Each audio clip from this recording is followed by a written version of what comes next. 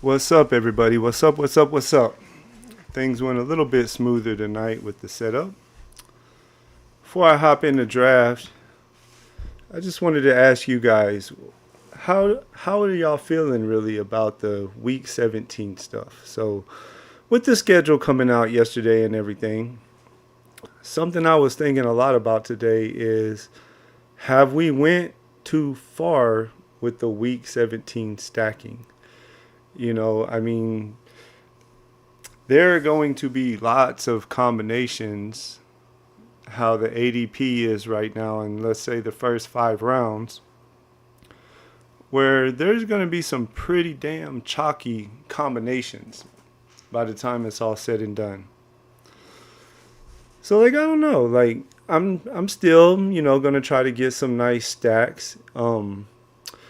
One in particular, like the Raiders and the Giants, they play week 17.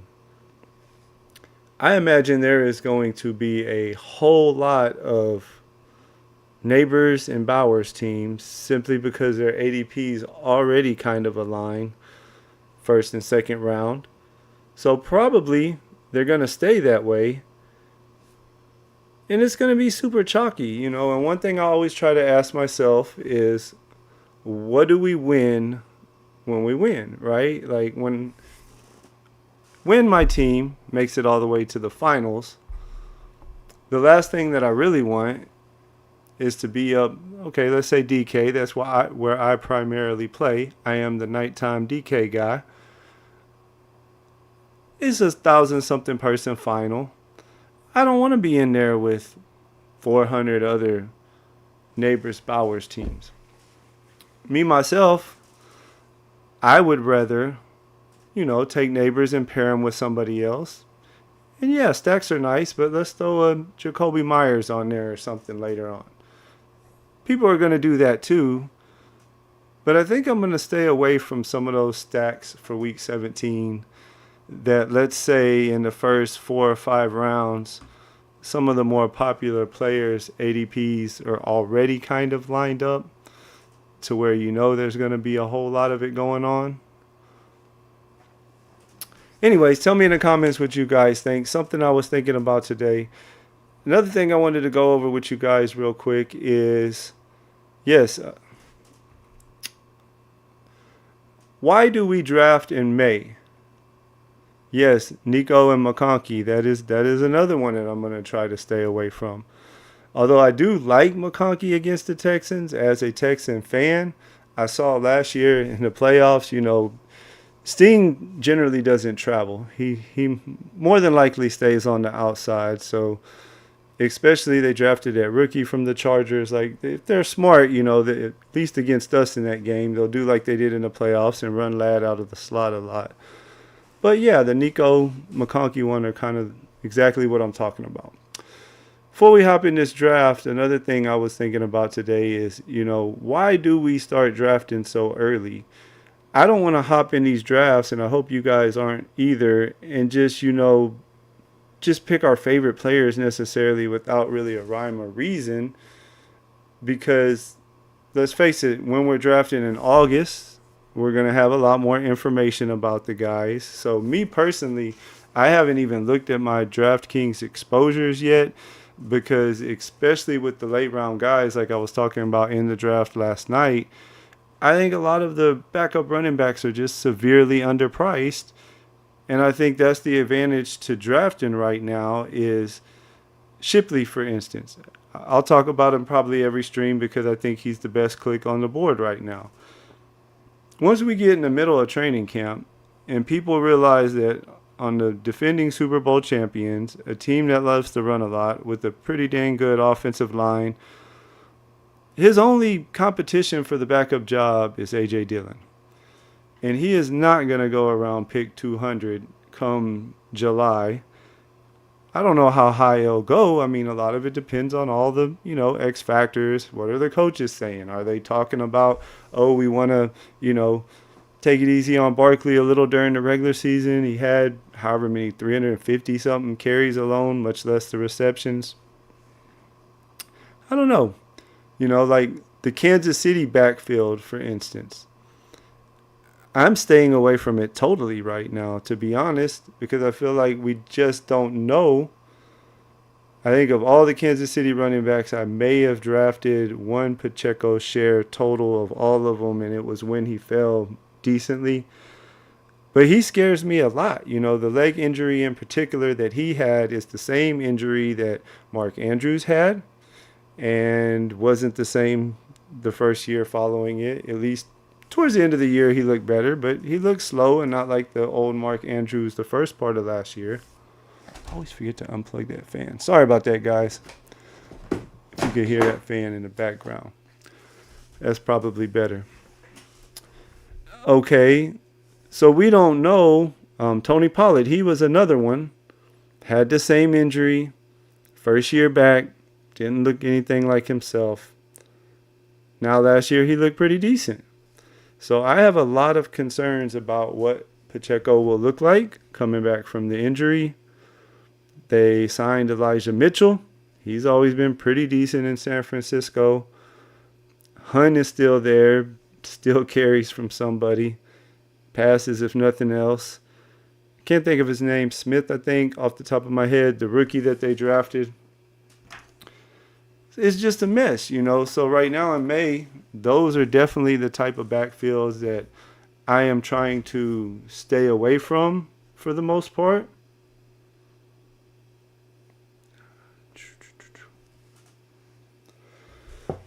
You guys tell me, though, how are y'all drafting in May? Do you have the same strategy as you do?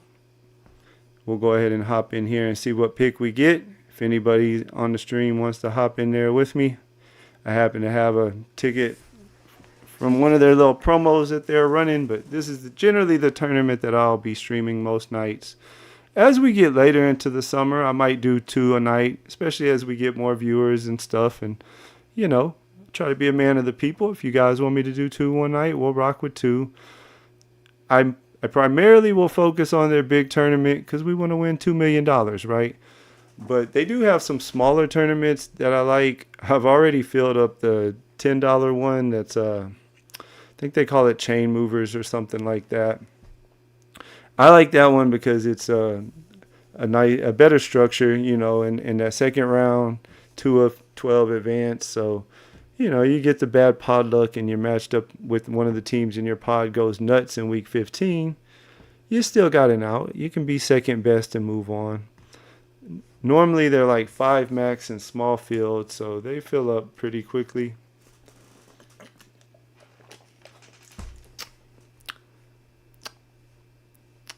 We're getting pretty full there. We're getting pretty full. 2 more. Waiting on 2 more. But that's just some things that I was thinking about today. You know, best ball is interesting. One thing that I love about it so much is, you know, one, it's still somewhat new. I mean, essentially it's the 6th year. Yeah, it was around before BBM, but let's face it, that's, you know, when it really started taking off. And it's just amazing to me how many, you know, diehard fantasy football people, dynasty guys are out there that don't even know about it yet. You know, like, I mean, I'm 45 myself, and I play in a long time dynasty league with the, you know, a bunch. I call them my fantasy buddies. I've never met most of them in real life. I don't think well, one of them I know, but I haven't met most of them in real life. But I've been in the same league with them forever. You know, fun little chat and all that good stuff. Let's see what pick we got tonight. We are rocking with the 11 hole. I don't recognize any names in here off the top of my head. If for some reason you're in here in the draft and in the chat, let me know. We'll point you out.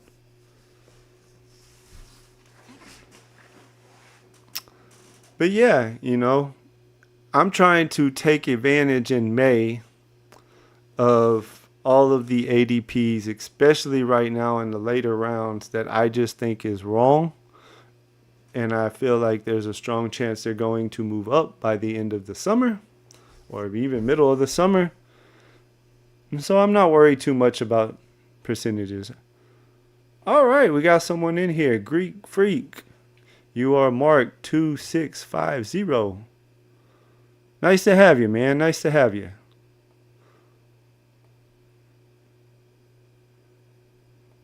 Good news is two of us can advance, so let's kill this draft together.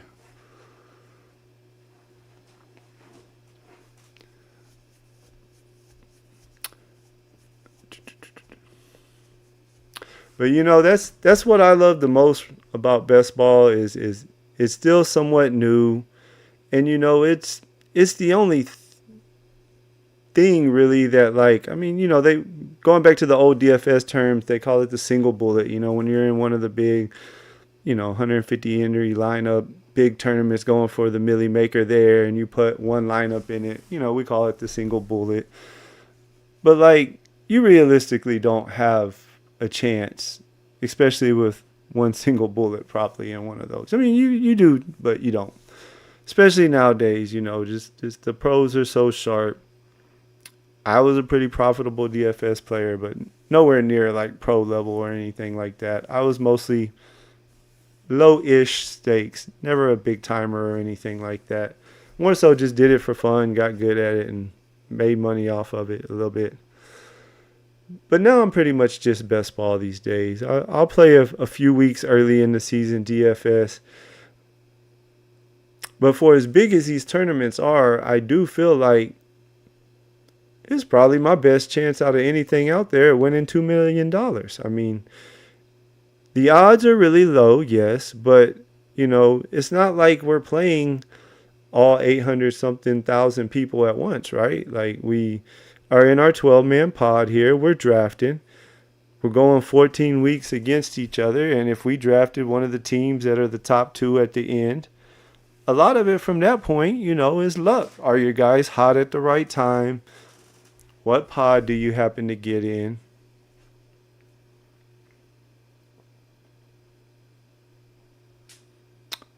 This is our friend from the chat, Greek Freak, in the 4-hole.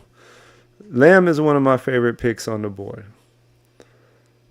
I liked him before they traded for Pickens, and I still like him even though they traded for Pickens. I think it just helps him, if anything. I think their games will complement each other really nicely. If anything, it'll take a lot of the pressure off of him. He'll just be able to have more space to work with because, let's face it, teams are going to be a little bit more scared of Pickens running down the field than they were Jalen Tolbert. I was a Tolbert guy last year. I had a decent amount of Tolbert. I bought into the hype. Nobody else was really there to challenge him for the number 2 job. Sometimes we are right. Sometimes we are wrong. But that's part of the fun, right? Let's see. What do we want to do today from the 11 hole? I know what I do not want to do. Derrick Henry.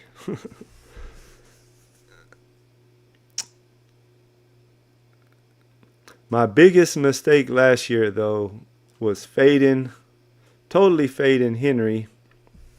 You know what? I don't have much Nico yet, so I'm going to go Nico. But I'm not going to pair him with Ladd, like we were just talking about before.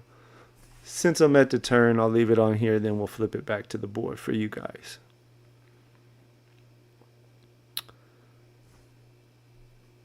And I was hoping one of those 2 receivers that he just had would stay. I'm not a big Bowers guy here. I'm going to go ahead and take HN. I haven't been drafting. I talked about it last night on stream. I'm kind of passing on Bowers and McBride, at least right now. I've taken them a few times, like when Bowers falls more mid-second, I'll take him. When McBride, every now and then I'll fall into the 3rd, and if I'm in the 1, 2, or 3 hole, 4 hole, then sometimes I'll take him. But at ADP or right at it, I've been passing on him this year. I just feel like some of the tight ends a little later in the draft, Kittle in the 5th round, Hockenson around pick 80-ish. You can get one of those guys, and then to me, I'll take that 2v2 any day. You know, give me a HN, a Brian Thomas, even a Drake London. and Hawkinson against Bowers and the receivers that are available in the area that Hawkinson goes into. We talked about it on stream last night. We kind of compared some of them that went in that round. And I don't know, to me it was a clear, yeah, give me Hawkinson. A few years ago, but pre-injury, the guy was a number 1 tight end. He's got it in him. I don't think he'll be number 1 again. Probably a decent chance it's Bowers or McBride, but we never know. I like the Brown pick. Marks. Why is he going there? Last year he was a first-round pick, and they had Barkley in an amazing offensive line, and they could run the ball on whoever they want, and they had a good defense. But this is best ball, right? In the games that he did go off, he went off big time. And there's no guarantee that their defense is going to be just as good this year. They lost a couple guys. We took one of their safeties.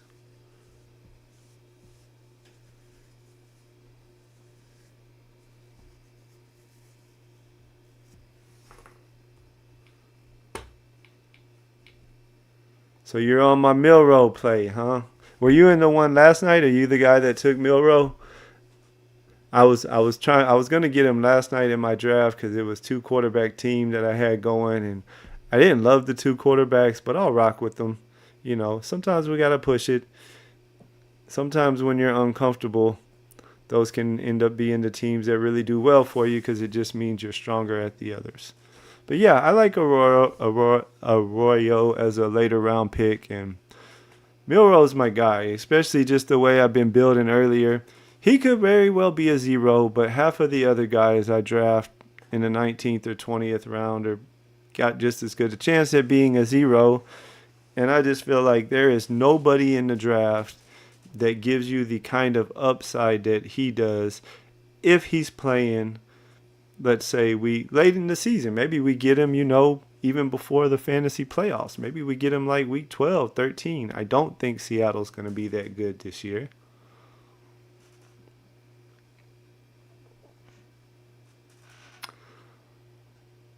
And in general,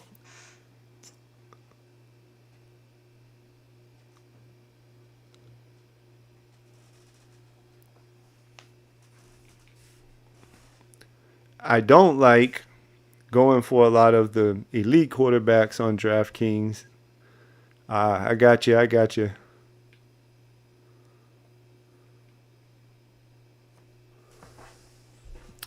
Greek Freak, are you in Liam's Discord by chance?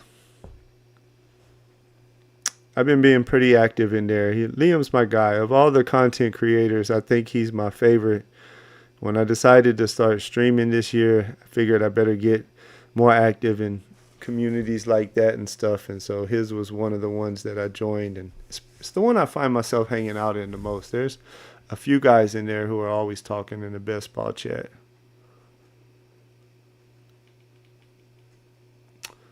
All right, let's see what they're going to leave us over here.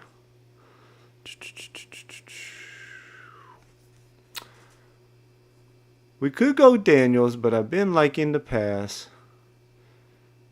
I think I'm going to go Rice here. I am a big Rice guy this year. I feel like he should be going a little higher than he is.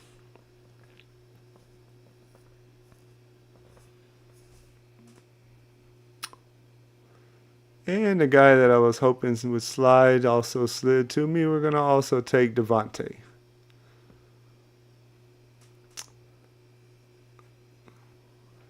Trying to mix it up. Last night, we had a draft and we started 3 running backs in the first 4 rounds. It's just the way the board was giving me the running backs I liked. And then I didn't take my 3rd receiver, I want to say, till like round 6 or 7. I really stretched it more than I was comfortable with, but I actually liked the way the team ended up. No, you're not in there. For anybody who likes just talking ball and stuff, of the few Discords that I checked out earlier this year, I would definitely recommend Chess Liam's. It's free. It doesn't cost you anything to join it. There's a best ball, tab, channel, whatever you want to call it in there. And they're pretty active, guys just kicking around ideas, talking about stuff. I've actually enjoyed being in there and chatting some more than I thought I would.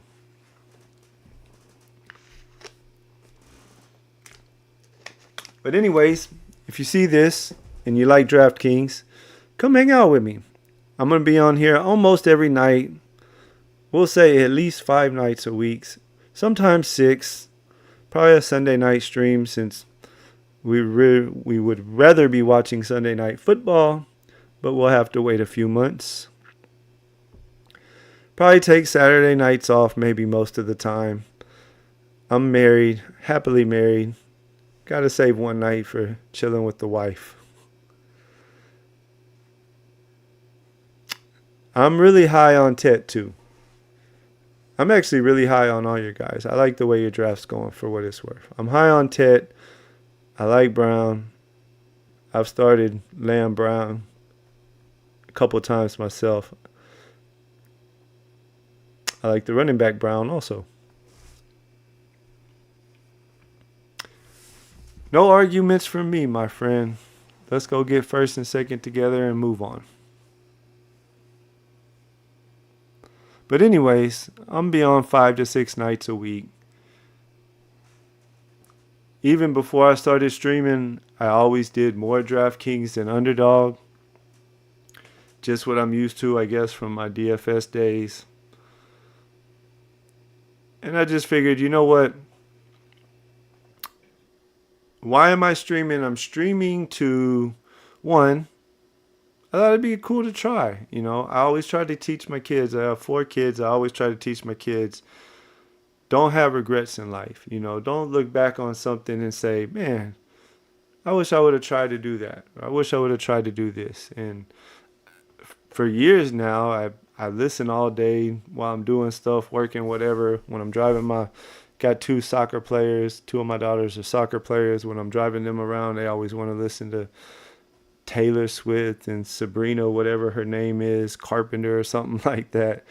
I pop my earbud in and kick on a best ball stream from earlier in the day and tune all that nonsense out. And I always thought it would be, fun to do. I like talking ball. I can get off on some tangents about players. I thought about it at the end of last year, but it was getting close to the end of best ball, summer, whenever I really was giving it some serious thought. So then when it got close this year, I was like, you know what? Kind of just like I talked about. I don't want to look back 2 or 3 years from now. Let's see what we're going to do. Then we'll finish that.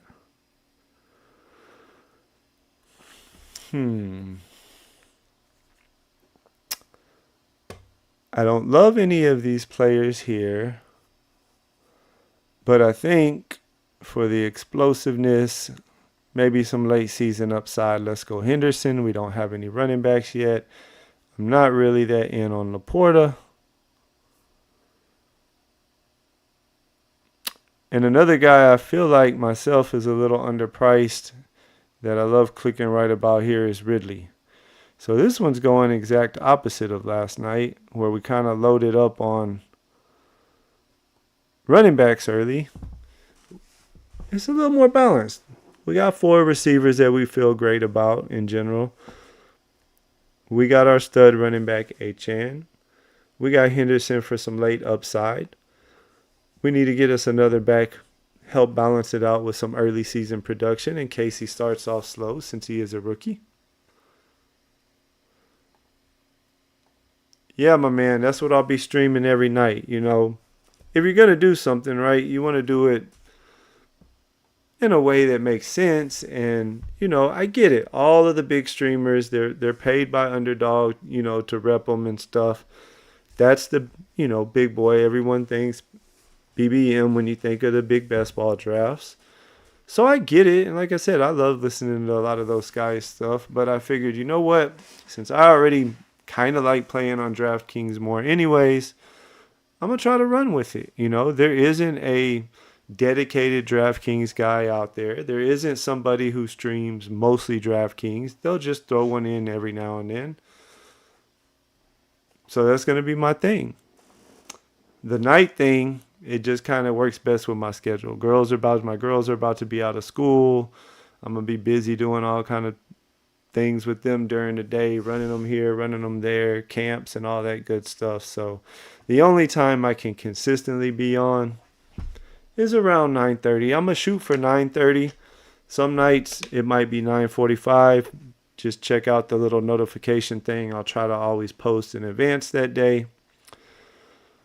Like tomorrow night, I'm going to be at a soccer tournament, so I'm going to do a stream, but it'll probably be a 9:45 one.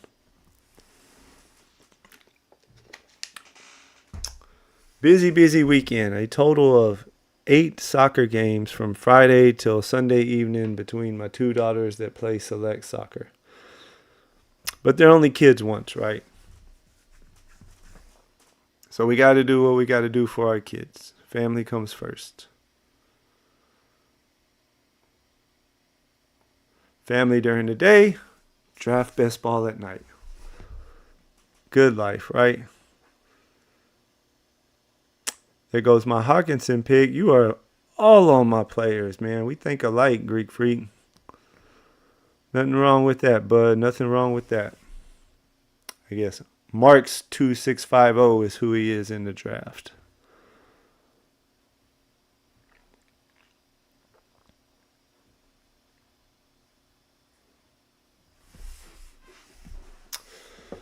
I don't know if something like this would interest you, but, and for all of you other listeners, when you join, whether you're in here live now or whether you watch this at a later time, one thing I think I'm going to do, I'm hoping to get there sometime in June maybe, when we hit 100 subscribers. I think I'm going to do a subscriber draft, meaning one of the people that I've noticed over the next month or so who's popping in my streams a lot, being active, commenting, things like that.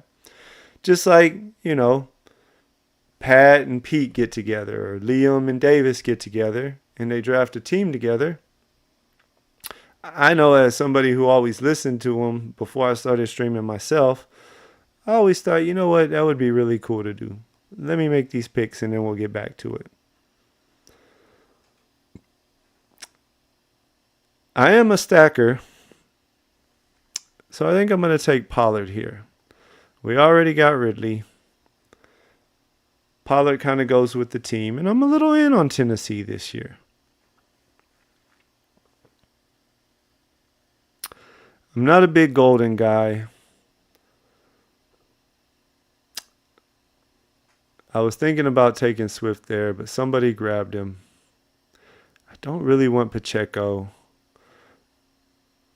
And I'm not big on Golden, but, I'm drafting a lot of teams, so we don't want to have 20% of too many guys and 2% of too many guys. So we'll mix it up. I didn't like anybody else on the board. Most of my receivers I drafted so far, I feel really good about counting on them right away.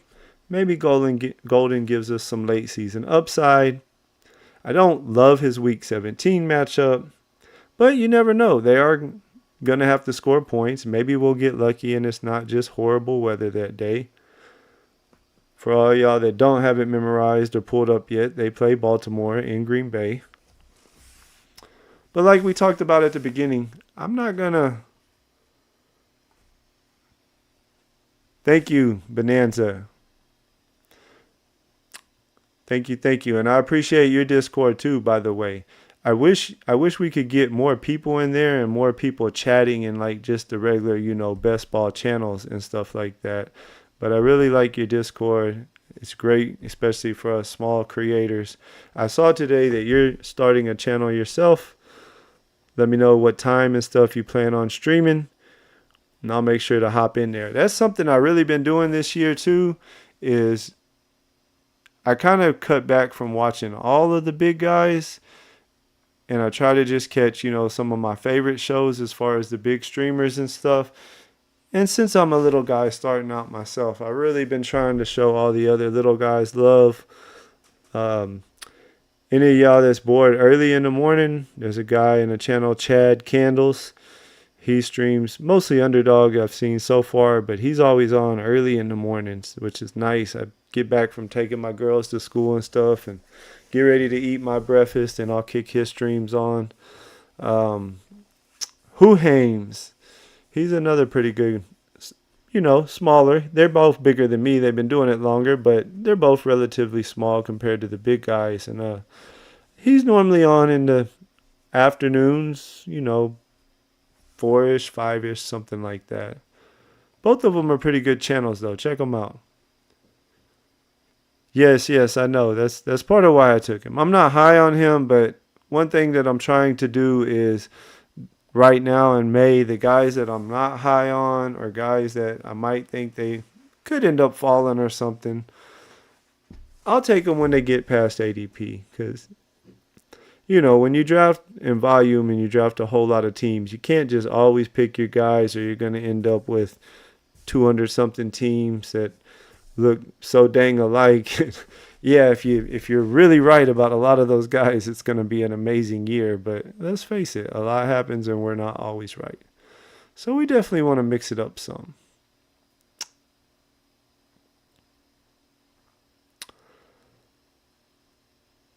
I am going to go with Mr. Warren.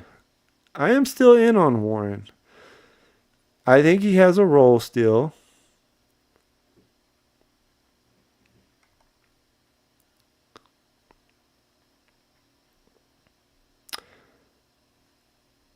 And I'm going to take Higgins and see if we can't push CJ.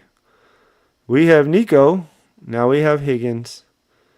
If I remembered right, well, there's one guy. I thought everybody had one quarterback already. He has no reason to take him, but this is DraftKings. Hopefully, he's got neighbors in London, so hopefully he's playing more for the later round QB. We'll see. It might not work out, and then we might have to scramble. But I like pushing it, Again, I'm going to draft a whole lot of teams, so the more teams that I can get where we drafted, in this case, Higgins, instead of taking CJ a little bit before ADP, and then he comes back around to me and I get him past ADP if I'm lucky, and now I got him doubled with Higgins and Nico. I want to get some more of him because you can see the jersey. He is my boy. That is my team. But I don't try to draft with fandom. I mean, I think I've only drafted out of probably 20 or 25 post-NFL drafts so far. I think I've taken CJ maybe twice.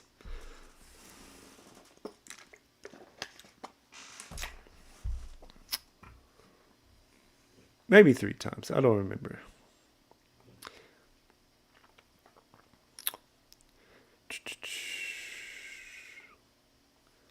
So far, we have at running back Achane, Henderson, Pollard, and Warren. I'm liking that room. We have Nico, Rice, Adams, Ridley, Golden, and Higgins. Receivers are looking good.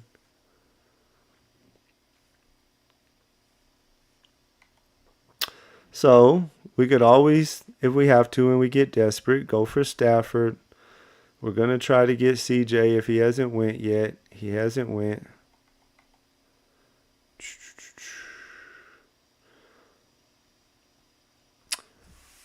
I'm going to try to get better about leaving it on the board for you guys. Before I started streaming, this is the point in the draft where I would like to kind of bounce around a lot, back and forth from the board to the players list.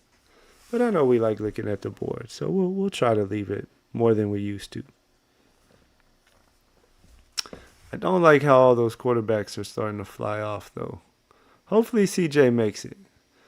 If somebody wants a quarterback, hopefully they'll take him. If not, we could always, go with Stafford and Ward.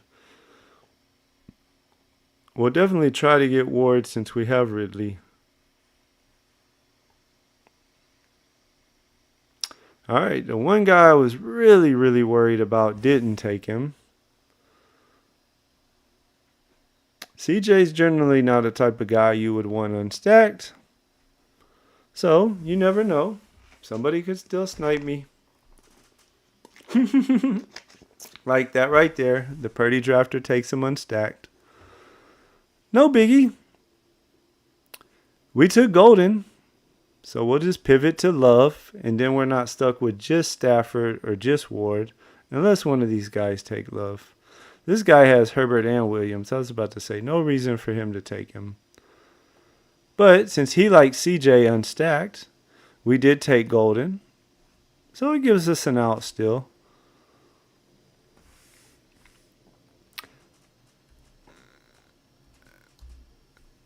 I don't think Dontavian Wicks is totally dead. So we'll put him on our little list of late round stacks. I talked about at the beginning of the stream. Oh, hold on. We're back on the clock. Let's see what we want to do. We don't want to get Ward yet. We don't have a tight end yet. Oh, looky there. We will take Kraft past ADP.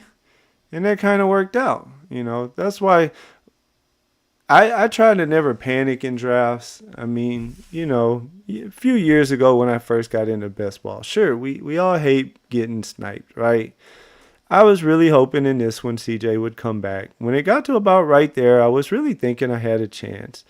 You know, CJ's generally not a guy you want unstacked, especially you already have an Ayuk Jennings double stack. I mean, yeah, you need another quarterback, but CJ unstacked, what do you win when you win, right? So we just pivoted to Love. Kraft happens to be there past ADP. It works out nice, and we got Love doubled up.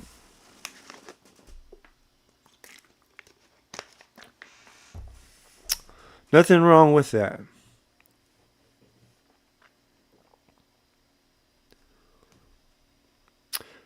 Any of you guys watching this into the Eliminator?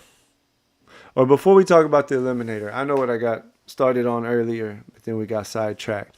So what I want to do for when we hit 100 subscribers for this channel is anybody who would like to, anybody who's commenting a lot on my streams and stuff like that, showing up and watching my streams a lot, showing me love, I would like to do a subscriber draft. You know, we're just like, you know, Liam and Davis Maddock or something get together and draft together.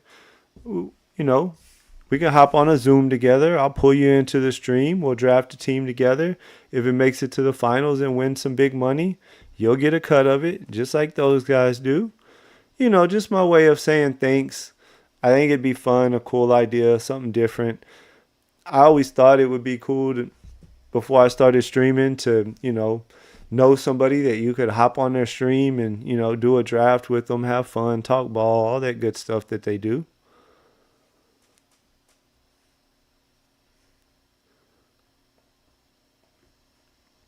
Yes, sir. You've been a viewer since one of my first streams, and you'll definitely be in the running. I know you'll show up to my streams. Appreciate it.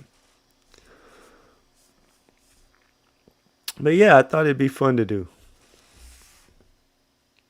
So that said, if you're watching this and you haven't already smashed the sub button, smash it.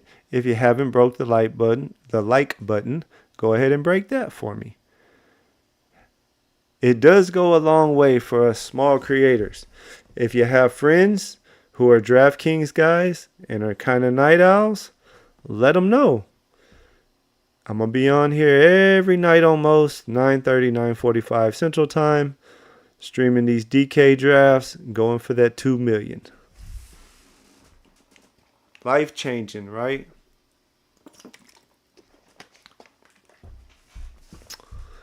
I kind of started talking about it earlier and I got sidetracked too on that one. That's what I love about best ball though. You know, it's like you don't really have to beat 800 something thousand people at once. You just got to make the playoffs and your team be right hot at the right time. It's tough. It's tough to be in a pot of 12 1 week, win that pod. Next week, a new pot of 12, win that one.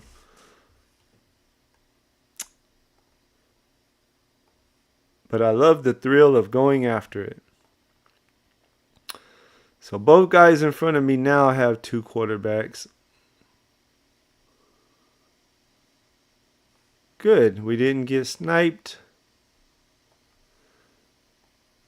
Since I'm at the turn, if there's a running back or receiver that we love, I'm going to take Hollywood and hope that the turn guy doesn't get Ward. Oh, and he took Ward. Oh well, no biggie. I liked Hollywood more than I liked Ward. We'll figure something out still.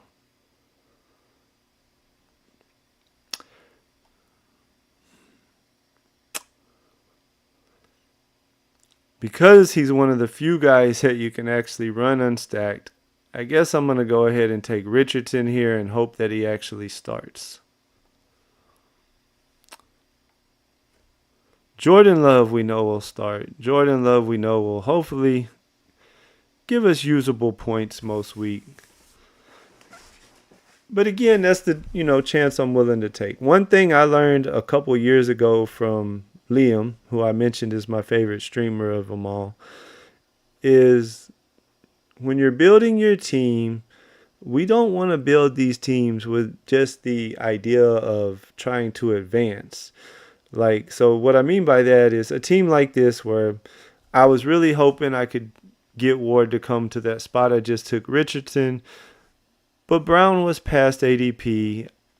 I like Brown. I already took Rice, so that kind of, gives me two of KC's receivers. I'm all about the team stacks, even if I don't have the quarterback. So I just thought Brown was a way better pick, and it was worth waiting on Ward. The guy there at the turn sniped him from me.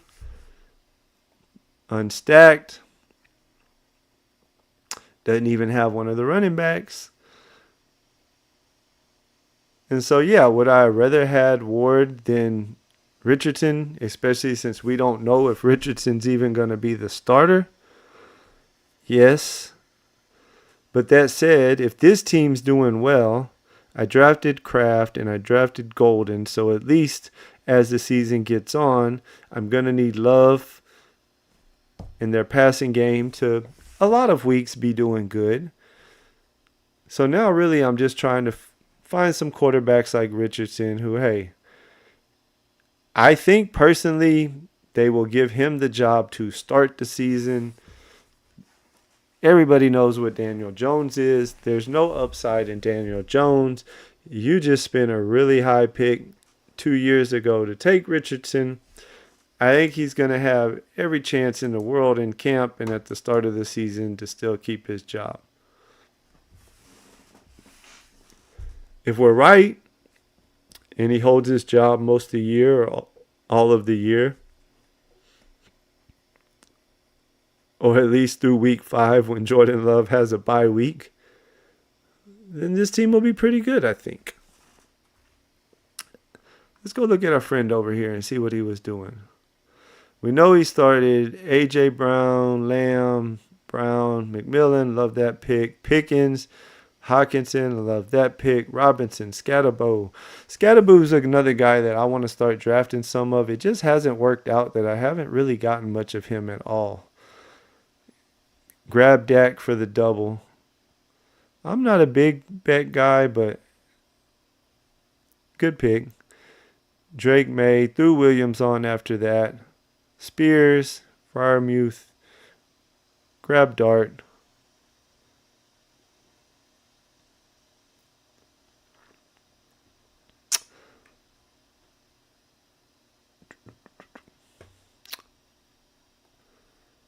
Let's see what we want to do here. So far, we're rocking with the 2-4-7-1. This particular team, I'll probably end up getting a third quarterback. I'm liking my running backs, but there's some more guys that we want a little later.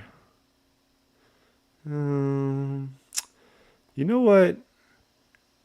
I need another tight end. He's a little bit past ADP. I'm going to take Strange there. We'll see what flips around to us here. I haven't taken him at all yet this year, but if Anthony Richardson is starting, Pierce had some really good games because it kind of fits really well with what Anthony Richardson likes to do, which is either take off running or chunk it deep. So we'll take him.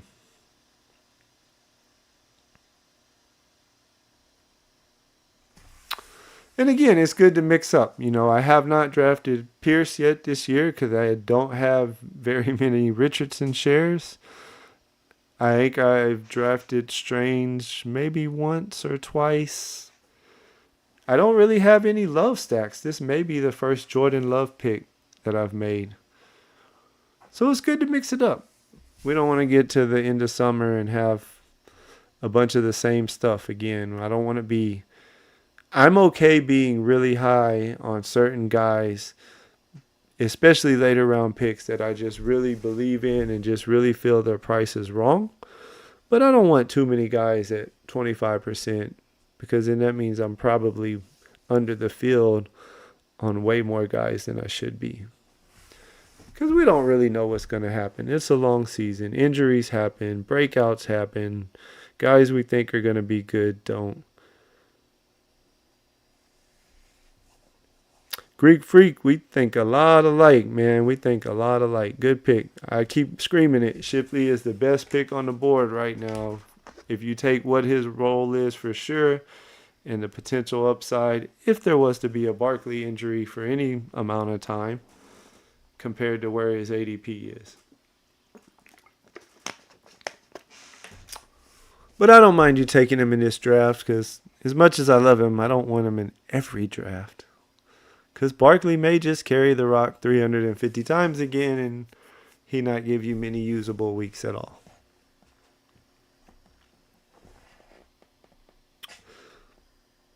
Any of you guys doing the Eliminator this year? I've been really into it this year. I think I talked about it last night, though. I'm doing all of my Eliminators as a slow draft. Sometimes at the end of these streams, if I don't do 2 drafts, I'll throw it on there. Make whatever picks I have that are on the clock. I don't have enough time to do as many because I love that format. I love that half of the people get kicked out right after week 1. And then from there on out, it's just what should be really fun head-to-head matchup until all your teams are kicked out. I still have some strategies I'm trying to work out. I haven't actually finished a draft. Again, I'm doing them all slow. I have about 15 or 16 of them going right now. I think the furthest ones are getting to about round 5, 6, somewhere in there. Trying to experiment with some different builds. But you guys tell me in the comment section, are y'all drafting any Eliminator teams? What strategy have you been using over there in the Eliminator? I'm finding my strategy in the Eliminator is totally different.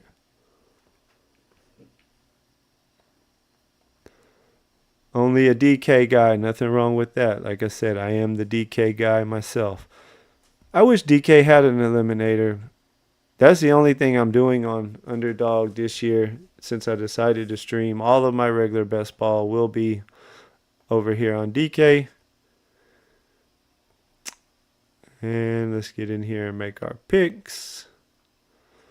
Let's see. Are there any quarterbacks still worth taking? Running backs. We could still use another tight end. You know what? I think I'm going to beat you to it this time. I could use a quarterback with some upside. So as long as this guy doesn't take him, I'm going to do the Arroyo Milroe combo. So now with this team, if I can just get, again, I think they'll give Anthony Richardson every chance in the world. So all he needs to do is make it through week 5. Your bye week's not till week 11. They're not going to be a good team if they start Daniel Jones from week 1. So let Anthony Richardson play. Get some usable weeks out of him.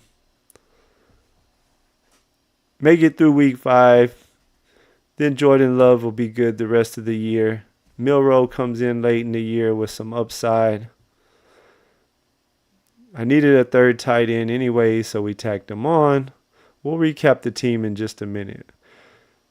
3-4-8-3 is what we're going with. The other guy who's in the chat, Marks2650, he's rocking with the 3-5-6-3 right now.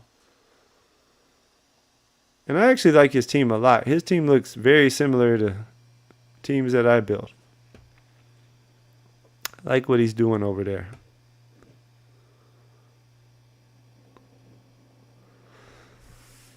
Yeah, Mark, I know you're out of town right now. When you get back, check out that Eliminator, though, man. It's going to be a lot of fun if you get some teams kind of far in it. Because half of the field gets kicked out week one, your pot of 12, only the top 6 advance. But because of that, I think I looked and did the math on it. If you make it to week 4, you'll at least win your money back. So make it out of the first week, be in the top, 6, win 3 head-to-head matchups, and you're at least making your money back. But that's not why we're playing. But it's nice to know. And then from week 4 on, it essentially just every week that you're still alive, you double your money that you win. All the way until the finals, only 3 people.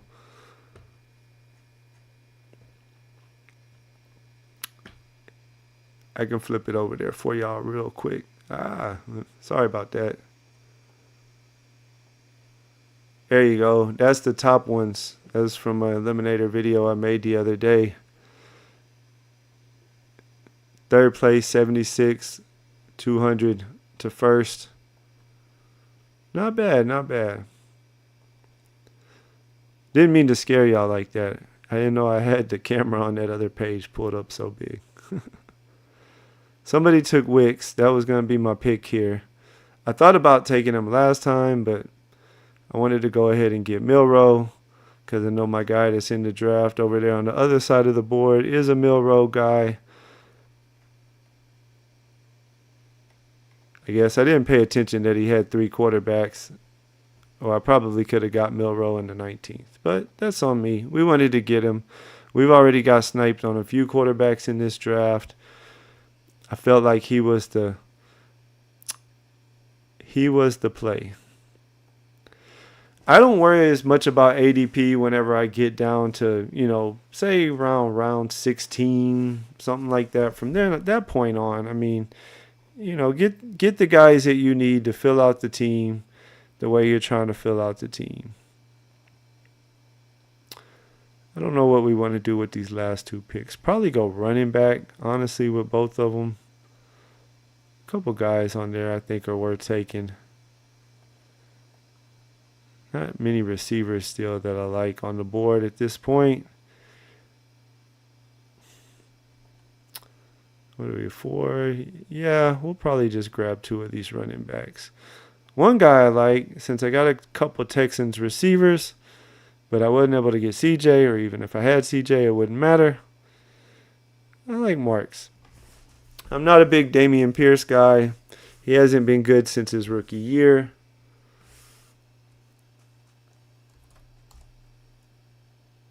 And I think for my last pick, unless somebody takes him, we're going to take Miles Sanders.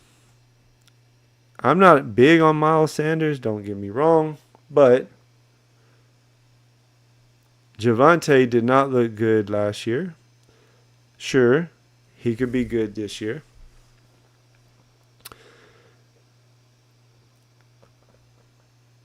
The rookie that they drafted from Texas couldn't earn any substantial amount of carries consistently in college. So while he's really fast, I don't believe he'll be any good.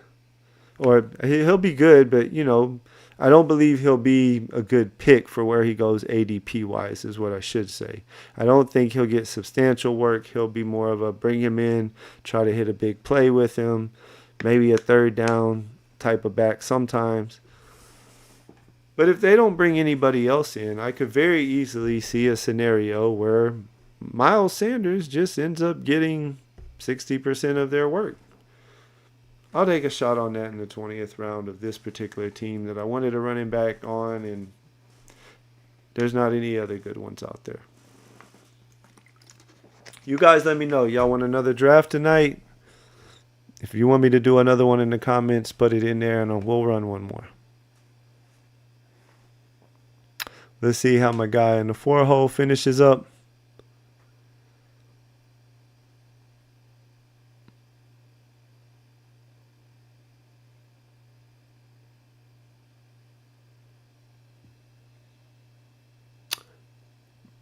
Tommy Brown. That's a good pick, for a 20th rounder. I I'm not a big Hunter guy. I have not clicked Hunter yet. I think that Hunter will have a harder time than a lot of people are really thinking about. Why do I say that? Because, one, he's not a big man. He's a little man. He was hurt in college 2 of the 3 years that he was in college, I do believe. He's going to have even bigger guys hitting on him, banging on him. I think we're going to do one more draft for those of y'all that's on and want to stick around. I didn't love the way that one went.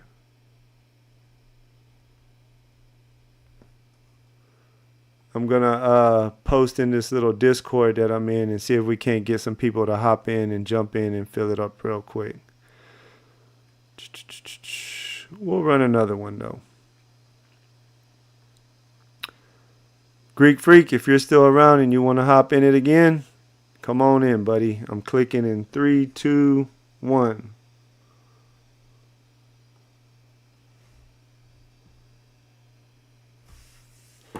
Four spots. So if you are watching and you want to jump in, no worries, Greek Freak. We'll see you around, bud. I've been just drafting one a night, waiting on the schedule to come out. I only did one last night because I got a little later start. I didn't love the way that team turned out. It wasn't a bad team. I forgot to recap it for you guys at the end, but I recapped it kind of close to the end. So if you're watching, I'm sure you saw it. We didn't love it. We didn't hate it. It could do well if some things go just right. Kind of the story of most of our teams. But we're going to hop in another one. Knock one more out real quick.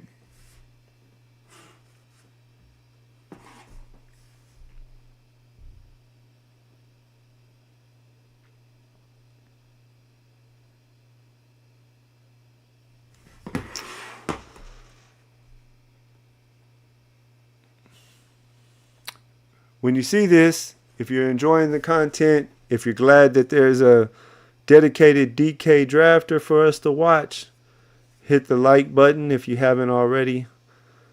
Let me know in the comments how much you appreciate it, or if you enjoyed the stream, or if you hate it. I'm open to constructive criticism. If there's something you think I could do a little differently that you would enjoy more, throw that in there too. I'm new to this, and I am what we call in the fantasy world a jag, just a guy, and I'm learning on the fly.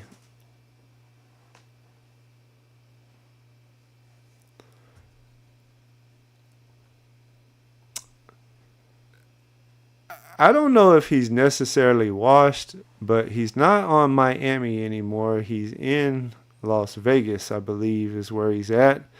And I think they brought him in more so just to be kind of, an older vet mentor to the rookie. I'd be surprised if, they don't lean on Genty as kind of their main dude. Running backs, lifespan isn't that long. They got him for 4 years plus 5th year on the, 5th year option if they want it. So my guess is that the Raiders will, from day one pretty much, he will be their workhorse. Because they have no reason not to. It's not like a quarterback where throwing him out there too early, might mess him up or something. He's a running back, and 4 years from now, he's going to have a lot of wear and tear on him. He already has a lot of wear and tear from college. So it is definitely a situation where I think he will get most of the work. Look at some over here.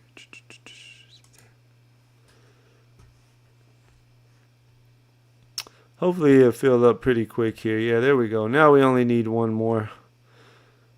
It'll be full before we know it. If you happen to be watching this stream and you're in the draft when the board starts and you see you're in it, let us know in the comment section.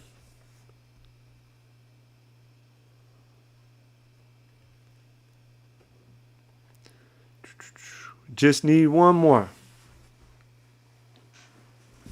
Should happen pretty quickly.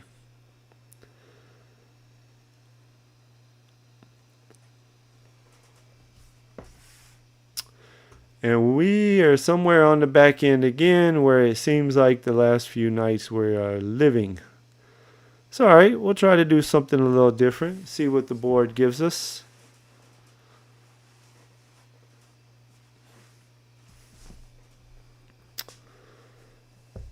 Last night I think we were picking in this spot, if I remember right.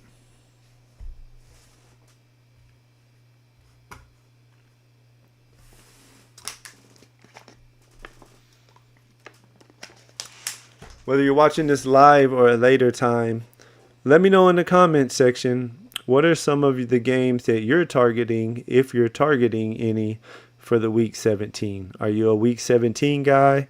Do you live and die by the Week 17 stacks?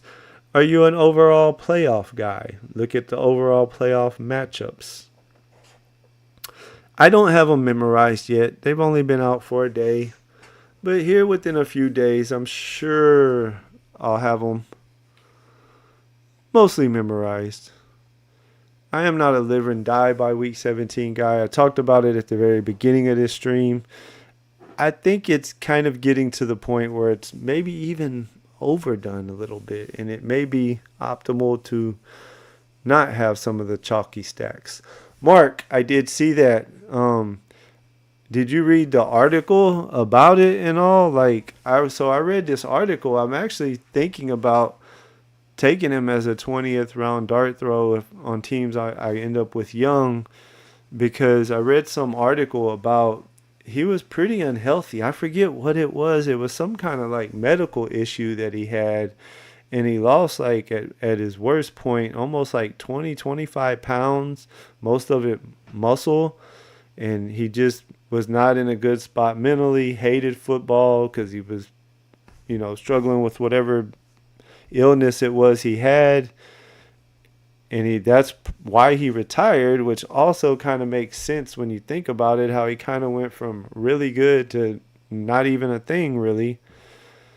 But supposedly now he's over whatever that illness was. I can't remember what it was, but supposedly now he is over it and feeling great and back to his old self.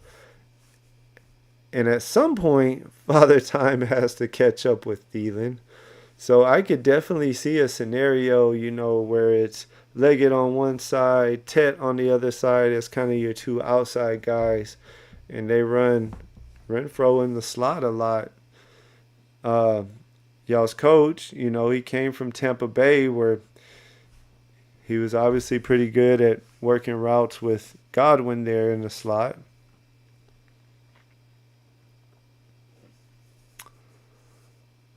What are we going to do here? Probably either... I don't remember who I took in this spot last night. I think it might have been a Puka team. Let's go with Neighbors. Let me know in the comment section, are you guys using any rankings? Do you use your own rankings? Do you subscribe to anyone's rankings? Since I started streaming, the first 3 streams I did, I used ETR's rankings. Tonight we switched it up. Tonight we have Liam's rankings. You can get them at beatbestball.com. Also has really good articles on there from time to time. I've said it once and I'll say it again. The dude's won 3 major best ball tournaments. If you're going to sell rankings and you've won 3 tournaments, I'm going to buy them and take a look at them. I play enough best ball that I just think of it like an investment. I don't live and die by rankings, though. Some of ETR's rankings I agree with a lot. Some of ETR's rankings I don't agree with. Same thing I'm finding with Liam's. But it's nice, to kind of see how they are on people. But I don't live and die by them. Can we get Nico in the second? I have not got a Nico team in the second round yet this year. I've seen him go in the 15th, 16th pick. He never really makes it too much past that. Either way, we're going to get a nice one, though, because Thomas is there also. I'm about to say someone must have took Henry and Taylor, and we have our pick between both of them. And I'm going to go Nico just because he generally goes right before Thomas, so there's a better chance that in another draft I can get Thomas at the 15th spot. I'm liking that start. I can live with the Neighbors Collins start. I can definitely live with that.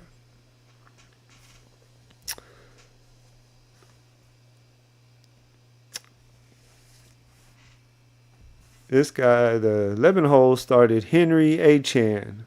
The 12 hole started Taylor Puka. We have Chad Byrne in the 9 hole. He started with McCaffrey and Thomas. Counted down backwards for you guys. The 8 hole went with Amon and Bowers combo. I think that's a week 17, ain't it? Nope, it's not. Like I said, I don't have them memorized yet. Gibbs and Ladd from the 7 hole. Lamb and London from the 6 hole. The 5th hole went Genty at pick 5 and then backdoored it with Jacobs. Bijan was in the 4 hole. Allen is his second round pick. The 3 hole started Jefferson.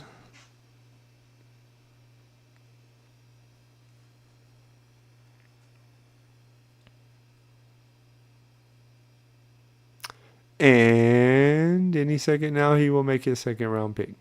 Brown. That's a nice combo. You don't see Jefferson and Brown too much.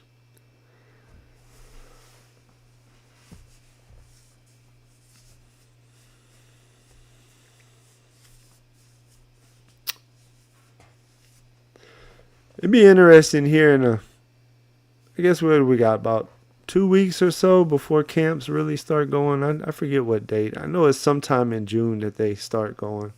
They don't all start right at the same time. It's always a fun time of year, right? All of the camp hype. Oh, this guy's in the best shape of his life. And I talked to y'all earlier about the Liam's Discord that I'm in, and people are always talking. I saw this picture on the internet tonight, and I posted it in there. And it was a picture of old Kelsey.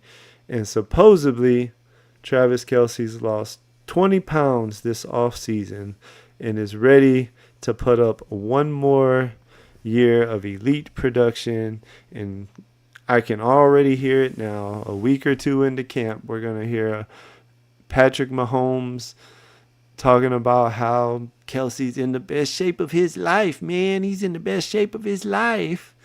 Andy Reid talking about it. I don't know. I'm not drafting Kelsey this year. I haven't drafted him on one team. I've wanted to a couple times, but I just think it'll be a lot like last year. They're kind of saving him for the playoffs. Has a good game here or there during the regular season. That's part of why I'm so in on Rice, though. Like, from everything I've gathered, I've tried to dig as much as I can. Keep my ear to the street, like I said, in all the Discord, Twitter, best ball spaces of the world. And it sounds like the chances at this point are almost none that he gets suspended this year, because his court date his court date isn't even really scheduled yet. There's a civil one scheduled soon, but not the actual criminal case. At the end of the 3rd round, I'm going to go Marvin Harrison. I don't have many Harrison teams.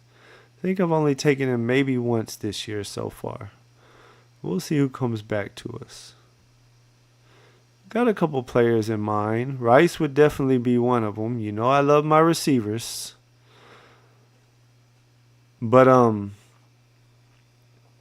if he comes around, or even if he doesn't, after I make this pick, I will say finish talking about why I'm so high on Rice.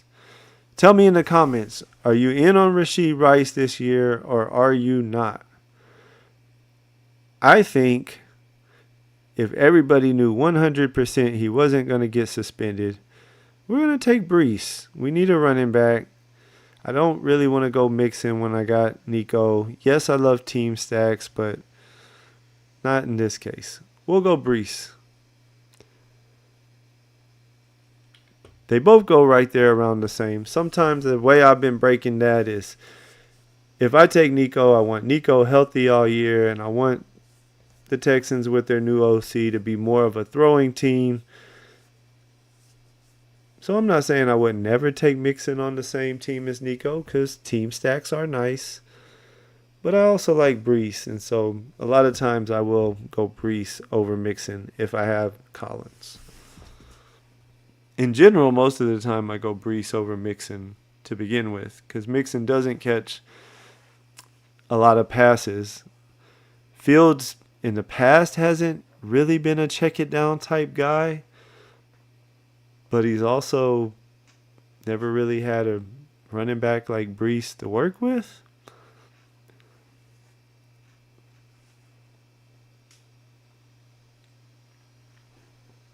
Which 1-2 punch is that you're talking about? The Nico Neighbors? The start? If so, yeah, I don't have that combination yet, and I like it. I like it a lot. We'll see if we can get CJ at a good price on this team. We tried on the team right before this, but he got sniped. But anyways, going back to Rice, at the beginning of last year, he was like essentially Kelsey on steroids. I mean, they were kind of taking it easy on Kelsey, and they were basically running all of those little, over the middle, sit in the zone, or over the middle and break outside, break inside. All of the routes that Kelsey's ran for years, they were giving Rice a whole lot of those routes. And I envision their offense this year with, a lot of Worthy on the outside, Brown on the outside, Rice in the slot, doing the same thing that he started out doing last year, and he was really good at it, and he's way more explosive, way more athletic than Kelsey is. So, yeah, Kelsey will be there, and he'll play, but I think they'll do it a lot like last year or like they started out last year before Rice got hurt, where, they were really limiting Kelsey's snaps and letting Rice just kind of be the go-to guy over the middle with all those routes. So I'm definitely in on him a lot. I think if everybody knew for sure the injury was going to be fine, which all indications so far out there says that it is, it wasn't the really bad knee injury. It was typically the exact type of injury it was is typically one that players bounce back pretty easily from. He's already supposedly, running routes with Mahomes and stuff on the side. And if people also knew that he wasn't going to be suspended for sure, which everything out there says it's almost no chance the court date will happen soon enough for him to really get suspended this year, I think he would be going early third, honestly. I think people would be willing to take him where they take Wilson. I think people would be willing to take him where they take Hill. I think people would take him over McLaurin and JSN sometimes. I could see him being in that group somewhere in between, after, let's say, Brown and Higgins, but somewhere before Devontae Adams, somewhere in that third round. So when you can get him a little later in the early fourth,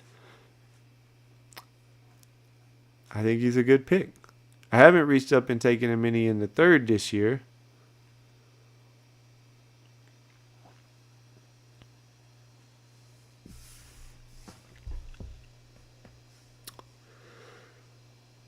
Two picks till it gets to me. Let's see what we want to do.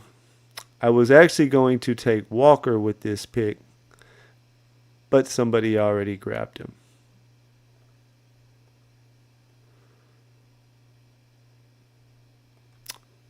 So we're going to go Pickens. I'm really in on Pickens after the trade.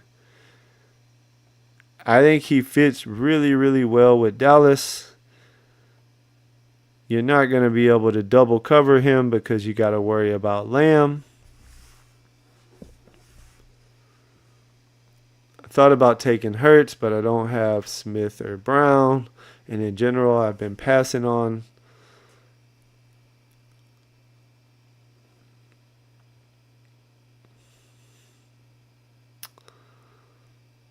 And I don't really like Connor, so I guess I'm going to go Ridley again. Ridley is a guy that I have been taking a whole lot this year. Again, because in the 6th round, he was pretty good with Will Levis last year. I mean, we all think Will Levis sucks because he does. He had a 24-point game, a 26-point game, a 25-point game, 16-point game, and a few other, might have hit your lineup with 14. Might have hit your lineup again with 14, 16. So, myself, yes, Mark, I love Rice too. I'm liking the way this team's going. And in general, I like a lot of the later running backs more than I like the later receivers. Because I have 5 receivers through 6 rounds, this team I probably will take no more than maybe 7 receivers as we start pounding out some quarterback options, fill out the running back room, grab us some tight ends. Maybe even 6, depending on when I take my 6th receiver. I would like to not take another receiver for a while. When it gets closer to me, we'll flip back over there and start looking at our options. I'll keep it on the board for right now. But, I'm okay drafting 6 wide receivers and stopping if I love the 6 and I know, hey, 3 or 4 of these 6 most weeks are hitting my lineup. DK has the bye weeks in there for us now. See, I don't pay as much attention to the buys, honestly. Again, I bring him up a lot because I've learned a lot from him over the years. Liam actually has a free article on his site right now. If you go to beatbestball.com, where he kind of broke down 2 of his teams that made the BBM finals last year. That particular article is free. You do not have to be a paid member to access it. And he made a good point. I don't know if it was in the article that he made this point or if it was on one of his streams when he was talking about the article yesterday or today. But he was talking about, everybody's always worried about a 2-quarterback team and them having the same bye week and you're not going to get any points for your quarterback. And that's, while it's not ideal, that thinking is really what we don't want to do. We don't want to think like, oh, I got to make sure I get every little point so I can get out of the first round, the regular season. And those two particular teams, he was first place in his pod by more than 20-something points. One of them, I think it was like 30-something points. One of them, I think it was like 50 or 60 points. Hold on. We'll finish that conversation in a minute.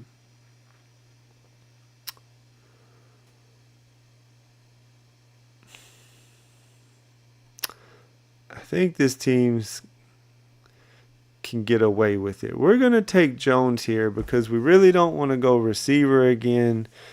And we don't really want to be locked into taking Golden on another team because we just took Golden. 2 running backs and 3 running backs. Let's see what these guys do. I'm hoping, since I have Ridley, that these 2 guys don't pick Pollard. And we'll scoop up Pollard as a 3rd tight end. We'll scoop up Pollard as a 3rd running back. Scatterboo, that's kind of early for him. And it worked out. I figured Jones would go before Pollard. I didn't really want to do another golden team. I like the 5 receivers that I have. If I took another receiver this early, I would stop at 6. And I didn't want to stop at 6 if my 6th was golden because I'm just not super in on golden. And I wanted to add some more running backs. So it worked out. We took Jones. I know Mason's there, and in general, I'm not super high on Jones this year. He's never really been a workhorse running back. But hey, he's good for a few games throughout the year.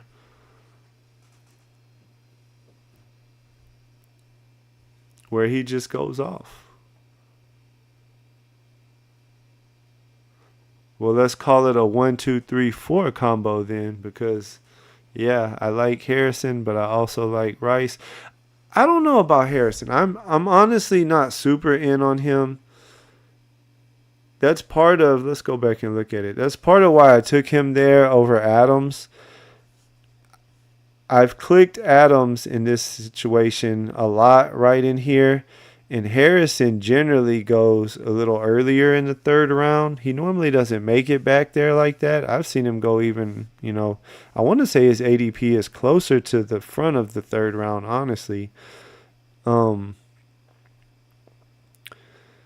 Yeah, so that's why we did it. I love having unique combinations. I think his ADP's more, like I said, towards the front of the 3rd round. So Neighbors generally goes a little earlier in the 1st. Nico most of the time goes at the end of the 1st or very early in the 2nd. This could be a really, if the ADPs stay similar in the first 3 rounds to what they are now, then this could very well be a team that ends up there not being a whole lot of Neighbors, Nico, Harrison combinations out there. So now let's fill it on out right the rest of the way. Hopefully we can take it down. We're going to look out for CJ in this one. We got Ridley, so we're going to look out for him. And if the price is right and we get him at the right time, we may even try to throw Kyler on here. Really take advantage of having Harrison. The McBride drafter is sitting right there, but he also has Lamb. So he could very well be looking to go Dak over Kyler.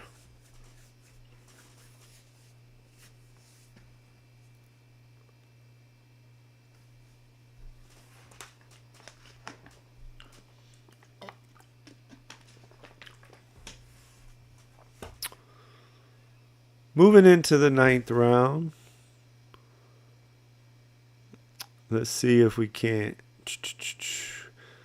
You got any weird starts going on? The 11th hole started 3 running backs, but other than that, I like his team. He's drafting smart. Tell me what y'all think about DK so far this year. Is it just me, or there hasn't been quite as much just craziness going on in the drafts as there has in years past? Probably because it's early May still, or I guess mid-May, getting close to, I guess you could say mid-May. And a lot of the casuals haven't came around yet. I'm sure we'll get our late July, early August DK drafts when the regular guys who are mostly just fantasy players start hopping in a few of them.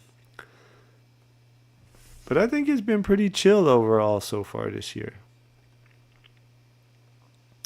There's still a lot of quarterbacks out there. The quarterbacks are really getting pushed. Kyler went already.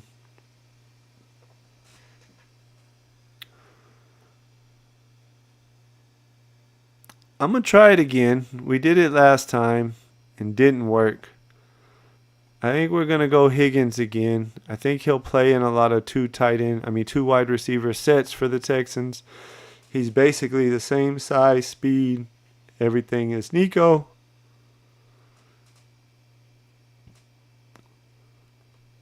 I have both Texan receivers and Williams, Prescott, Purdy, Herbert are all still on the board. So there's a decent chance we can get him to come back around to us.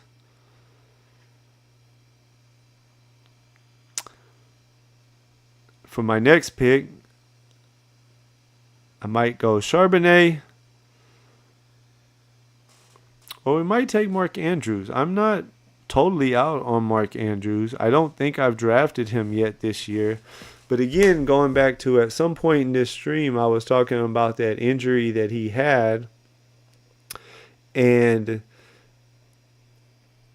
we've seen other players have that same injury. And then when they come back, we're going to go Andrews. The other option was Charbonnet, and I take a good amount of Charbonnet, and I don't think I've drafted Andrews yet this year. So kind of like we talked about earlier, we want to try to, without looking at my percentages early in the year, I haven't looked at them at all, but I do want to make sure that I'm, mixing it up some. I think Andrews could have a really good year this year still. He's not going to be back to top 3 tight end probably because they also like Likely there. But again, with Pollard and with some other guys that's had it even back in the day before Pollard, I can't think of the other one I'm thinking of, or the other one I know about, can't think of who it was. The second year after that type of leg injury, they kind of get back more towards their normal self. We saw it with Pollard. The first year he looked bad. Everybody thought he was done. Last year he looked a lot better. So I could definitely see a scenario where Andrews is closer to the old Andrews than what he was most of the year last year. And if he doesn't get traded, which, there's been some murmurs. We won't call them rumors, but there's been, whispers out there that maybe they might want to trade him if they could get something for him. But if he doesn't get traded, he's attached to a really good offense. They play Cincinnati in Week 15. Not that I pay attention to Week 15 in particular. They play at Green Bay in Week 17. Hopefully the weather's not too bad for that game.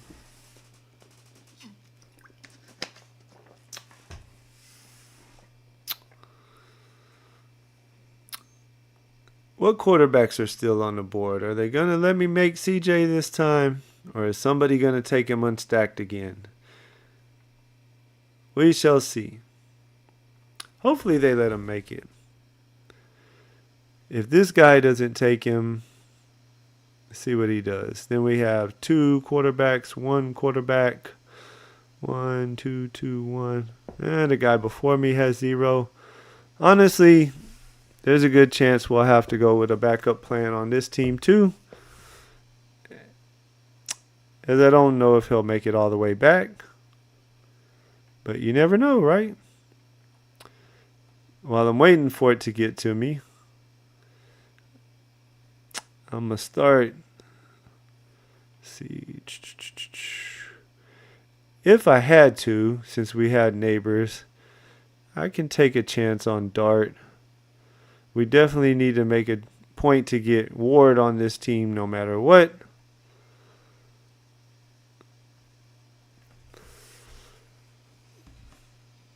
But hopefully, nobody takes CJ unstacked.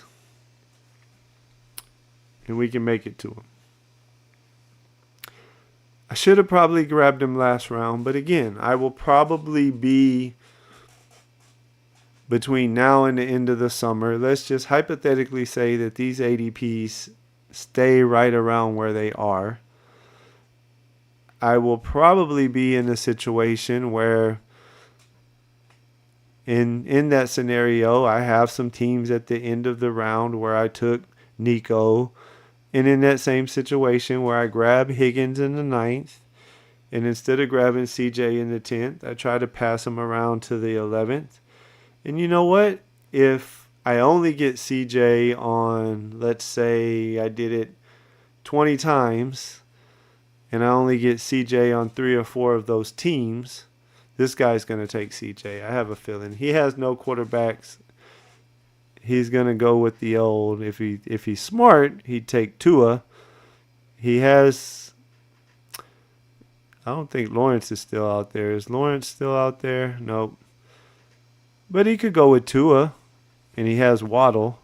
Oh, he did take Lawrence. Okay, well, see, there we go. We got CJ. So now, instead of grabbing him in the last round, this time it worked. We passed him through. We got him at pick 130 when his ADP is 115. And because we were willing to take the chance, we got him doubled. If we really want to, we can take Kirk. Although I said I would probably stick with 6 receivers. If I don't like any running backs, I may make an exception.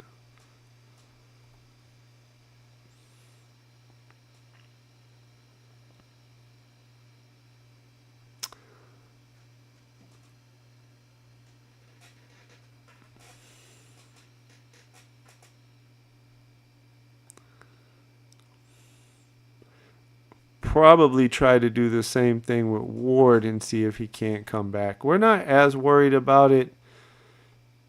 Just in case we have to end up going with long shot or crappy second and third quarterbacks. I think I will. I think I'm going to go Kirk, and we will triple stack CJ. And this will be the year that CJ just goes nuts like everybody thought he did last year. We got a new OC. Everything I've heard so far this offseason is CJ is going to have way more control at the line of scrimmage. He's going to be able to check in and out of stuff, whereas with Slowick last year, it was more, hey, this is the play, you're going to run. He didn't really have the freedom that he wanted, supposedly is part of why they fired Slowick. Let's recap the team real quick, then I'll hop back to the board. CJ so far is our only quarterback. At running back, we have Brees. We have Aaron Jones. We have Pollard. Wide receiver, we are strong. We have Neighbors. We have Nico. We have Marvin Harrison. We have Pickens. We have Ridley. And then we have the rookie Higgins from the Texans. Also threw on Kirk for the CJ triple stack. We have Mark Andrews at tight end so far. Let's hop to the board and see what everybody else is doing.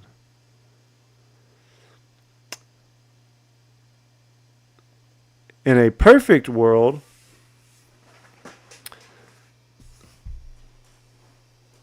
Ward will come all the way back around to me too. And I will not only get CJ at a really good discount, I'll get Ward at a really good discount to go with the Pollard and Ridley Tennessee players.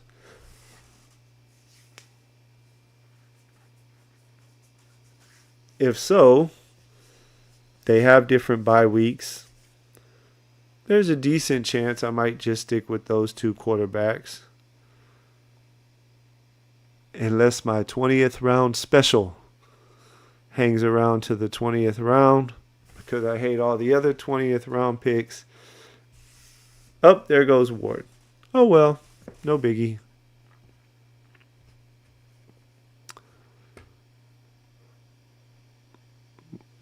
So we need some more tight ends. We need some more running backs. We're definitely going to be done at receiver with those 7 receivers. I will not draft another receiver for this team because I'm good.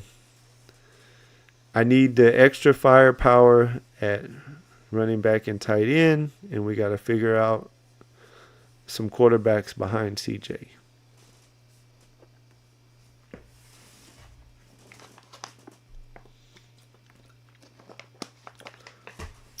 Whenever you see this, whether it's live right now or whether it's at a later time, let me know in the comments. What do you think of the team? Are you somebody who does like that? If you watch the whole stream, you'll see the first draft. We tried to do essentially the same thing. We were picking out of the 11 hole, and we took Nico.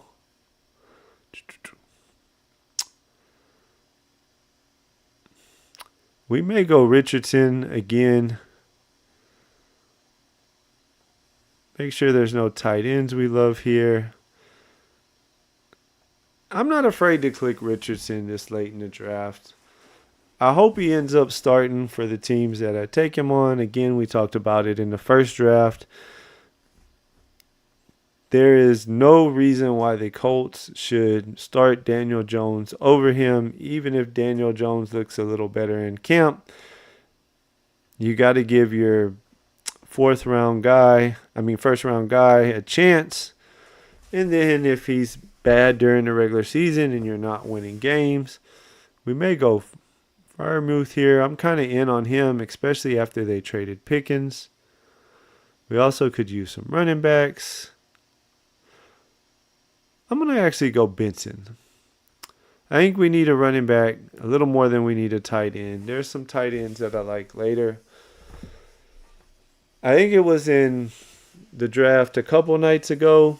Somebody was in the chat who was a big Connor guy, and they pointed out that Connor never gets hurt, or laid out how many, games he's missed over his whole career, that it wasn't much. But he's also getting up there in age, and it could very well be the year that he misses a few games. And I liked Benson as a prospect last year coming out. So for this particular team, sorry I forgot to put it over to the board for you guys. Let's scroll down. For this particular team, I only had 3 running backs at the time. We got 7 receivers that we feel really good about. We're not taking any more of those. So it was between Benson or a second tight end and Freiermuth, and we decided to go Benson. Hopefully Mark Andrews is closer to the old Mark Andrews than the Mark Andrews of last year. And he should have some nice games for us at tight end. This team, I'm going to be hoping for the same exact thing that in the first draft. If you were watching the first draft, we were out of the 11 hole, and we tried to push Stroud to round 11 when we had Nico, but we couldn't do it. And so we took Love in the 11th round, and then we took Richardson as a second quarterback because Love also has an early bye week, week 5. And all we need, same thing like with that Love team, CJ has a bye week, week 6. Indy has no reason not to start Richardson, hopefully early in the year. Let him at least make it through week 6.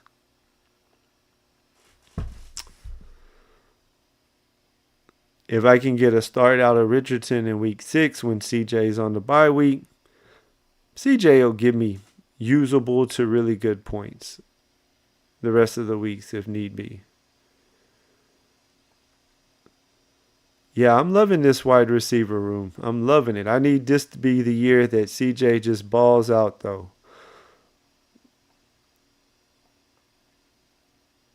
I'm in on Charbonnet. I don't know if you stepped out for a while. Let me go find him on the board. Right here in round 10, I talked about it. I was actually debating between Charbonnet and Andrews there. I take Charbonnet a lot in the round 10 area, which is right around his ADP. For this particular team, I did not have a tight end yet. And so I just switched it up a little bit because I know I've clicked Charbonnet a lot and there's other backup running backs later in the draft that I like. I went ahead and took Andrews. Charbonnet's right there with all of the other guys. I think he's a little, not as much as some of them, but I think he is a little undervalued for where he goes in the draft and his role. I don't want to take Dart even though I got Neighbors. Who knows how long they'll go with him. I'm going to reach a little bit just because I do like Chig and we got Ridley. We missed out on Ward. And again, once we get to this point in the draft, I'm okay reaching.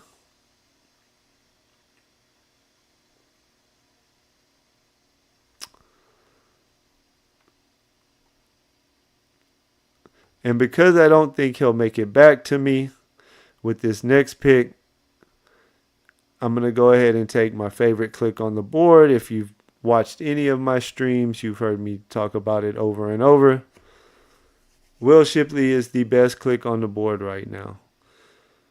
He goes at 200, and we know, or I feel like I know, he is going to 100% be Barkley's backup because his only real competition is A.J. Dillon, and A.J. Dillon is not good at football. So as long as Will Shipley is in the 16th round or later, I will continue to click him on any team that does not have Barkley on it. When possible. Sometimes people beat me to it because I think people are getting smart and realizing that he's a good click.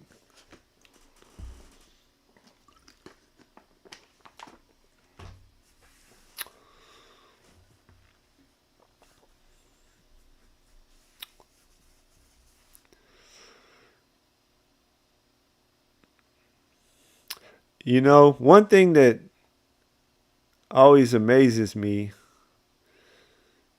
is our DK drafters. You know, like, let's look at this guy in the 2-hole. To me, now this is what you don't want to do. I mean, he went Barkley and Higgins. That's a good start. Can't go wrong with Lamar in the 3rd round. I even like Kittle. And yeah, you want to have stacks, but I am a firm believer, especially in DraftKings where it's 20 rounds, not 18 rounds. And we talked about it on last night's stream, I believe. Quarterback points actually make up less of your total point total for your whole team on DraftKings than they do on Underdog for several reasons. We talked about it on last night's stream. Go back and watch it. And so to take 2 elite QBs already is kind of not, ideal, in my opinion. And then he turned around and he took a 3rd QB in the 12th round. That team is going to have a really hard time in getting out of this pod with other teams who, built teams in a way to really take advantage of their roster construction. But you see it a lot, Same thing here. Josh Allen. I would never, ever, ever draft 3 QBs on a Josh Allen team or a Lamar team or even a Jalen Hurts team probably, or probably even a Daniels team. Daniels is a little bit less proven than them. Yes, he blew it up last year. We have seen guys be really good one year and then the league kind of catches up to them a little bit and they don't have quite a strong year the following year. I'm not saying that will happen. I'm just saying we don't know for sure that he's going to be elite year after year like we do Allen and Jackson. But why on earth people continue to take those guys and then end up with 3 QB teams, I'll never understand it, but hey, somebody's got to pay the rake, right? So let it be them and not me. It's just not optimal, and it's just not smart. But that is part of what we love about DK, right? In general, it's a little weaker overall field. There are more just casual players that come in from the sports book, or maybe they play DFS in another sport and they don't play DFS in football, so they want to, throw a couple best ball teams in there. I do it in basketball. Every year I'll end up drafting about 10 basketball best ball teams, even though I don't really follow basketball at all until it gets to the playoff time.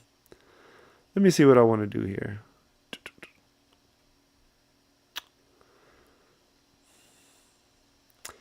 I'm going to go with Johnson as a 3rd tight end. I probably should have waited on that. But I feel like, especially because we don't totally know with Andrews, who's my 1st tight end. My 2nd tight end is Chig. I feel like I know what I'm going to get with Johnson. Taysom, I don't think is going to be healthy to start the year. So at least early in the year, I don't think I'll have to worry too much about him stealing targets from Johnson. He kind of plays the just little bit of everything role more anyways. Maybe they'll go away from that this year. Are you still drafting Taysom? Let me know in the comments when you see this if you're still drafting Taysom Hill as a tight end on DraftKings. We're going to go running back here. Kind of keeping with the team stack since we have AR. I like Giddens as a prospect. Yes, Jonathan Taylor is the man. Jonathan Taylor is good. But hey, again, I never worry about injuries on my team. But I am aware of the fact that injuries happen in football. And so one thing that I like to do in the late rounds is construct my team to take advantage of the chaos that happens at running back in the NFL. What do I mean by that? Well, you are not going to draft. Let's look at some of these receivers that are going in the 17th and 18th and 19th rounds. Wilson, Lockett, the Lane kid, Wicks. Okay, even if another receiver gets hurt on their team, these guys aren't jumping in there and all of a sudden have a chance to give you a 25-point week or a 20-point week consistently. A prime example of what I'm talking about is the Philadelphia Eagles. Okay, whenever A.J. Brown or Devontae Smith misses time, yes, Dotson will run a whole lot more routes than what he had been running when those two are healthy. Last year, there was quite a few games where either Smith or Brown missed time. But what ends up happening a lot of times in that situation is the targets don't go to Dotson. He's out there running routes, but that's when Goddard has a blow-up game. He had one game last year, Dallas Goedert, when one of them was injured. I forget which one it was. Let's go find him real quick. This game right here, one of the receivers were out. Dotson was out there running all kind of routes. But what happened? Goddard got 11 targets, 170 yards, and a touchdown for a 30-point day. Third and fourth receivers generally don't, step in when the number one or two receiver is out, and consistently at least, they do have big games, but consistently at least, just ball out. Running backs, on the other hand, if Connor's out for, let's say, 3 weeks with a sprained ankle, Benson is going to be the starting running back, and he could very well have some really big games. Same thing with Shipley. I believe that Giddens will get the backup job in Indy. He's explosive. He's fast. He can catch the ball a little bit. And sure, if Taylor plays all 17 games, I might not end up getting any useful weeks out of him. This is already going to be a team that I try to tag my boy Milroe on. Just trying to see real quick if what this guy is doing is making sense. He's got Hurts and Stafford. You know what? Because Richardson's my only quarterback other than CJ, I'm going to go ahead and grab Milroe in the 19th round. We have 3 quarterbacks, 3 tight ends, 6 running backs, 7 receivers. We're going to attack one more of that same type of running back that I was just talking about on.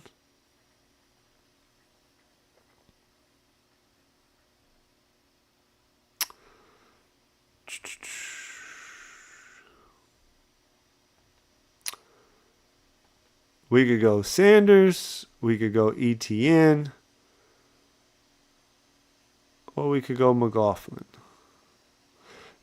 You know who I keep telling myself I want to click sometimes? I'm going to make this pick for you, Mark. How are you feeling about ETN if you're still in here? I mean, I know y'all brought Dowdle in, But I've never been a big Rico guy myself. And ETN was hurt a lot last year. Georgia, I think it was he played for, right? And he was hurt a lot last year. But hey, I like Chuba. I click Chuba a lot in these drafts. Do I see a world where if Chuba got hurt, they stick ETN in there or they give him a decent amount of touches to see what he can do? Yeah, I definitely do. So I haven't clicked him yet, but I was thinking about him the other day, and I told myself I wanted to start clicking him some in the last round. So we did it. But yeah, y'all tell me what you think. Do you agree with me that when you have, look at this. Allen guy took 4 quarterbacks. I mean, that's dead money. That's the rake right there. We're playing 11 teams, seeing which 2 of 11 can advance. Why do you take Aaron Rodgers as a 4th quarterback on a team that you don't even have any Steelers on? I mean, that's just, are we auto drafting? And he's not even auto drafting. Hey, when they want to pay the rake, let them. Anyways, if you're seeing this after the draft or after the live stream, let me know in the comment section. Do you agree? We won't even talk about the Allen team. That's just plumb stupid. I think all of y'all will agree that taking 4 quarterbacks on a Josh Allen team and one of those 4 quarterbacks being Aaron Rodgers with no Steelers, let's face it, if he plays, that's where he's going. It's just dumb.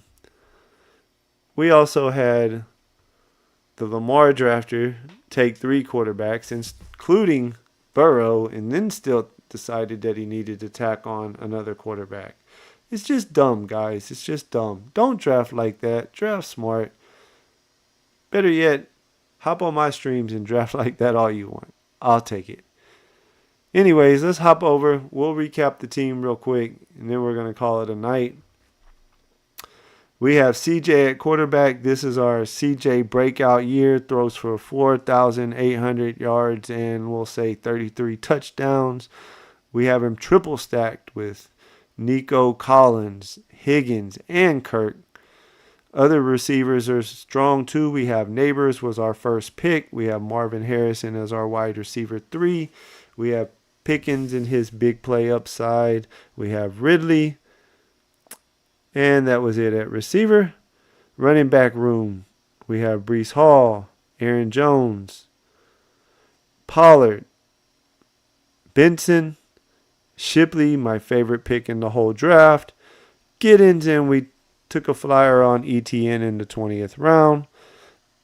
The other quarterbacks to go along with CJ were Richardson, and we took one of my favorite 19th and 20th round picks, Milroe, simply for the late season upside. I'm not a Darnold guy. I don't think Darnold will be the starter all year. And when Milroe gets in there, he will have some very good games with his rushing alone, I feel like. If he throws the ball around a little bit with any accuracy, could be some really, really good games. Tight ends, we got our first Andrew share of the year. And we took Chig since we had Ridley already. And we put Johnson on there as a 3rd tight end. Hope you guys enjoyed it tonight. If you enjoy this content, please leave me a like, leave me a comment. Let me know what you think. I'm your DraftKings guy. I'm going to be on here 5 to 6 nights a week, streaming drafts. Sometimes we'll do 2 like tonight. Sometimes we'll do 1. I'm trying to get to 100 subscribers by sometime in June is what I would like to do. If so, I would like to have a subscriber draft with one of my subscribers. So if you're interested in that down the road, leave your name in the comment, show up to the streams, the people that I see in my streams the most. I'm going to pick 2 or 3 of them, probably just put their name in a hat or something and draw one. Or if there's one of you that are consistently always here, you will probably definitely be the first one we do it with. Anyways, I'm Jeremy. I hope you enjoyed it. Have a great night.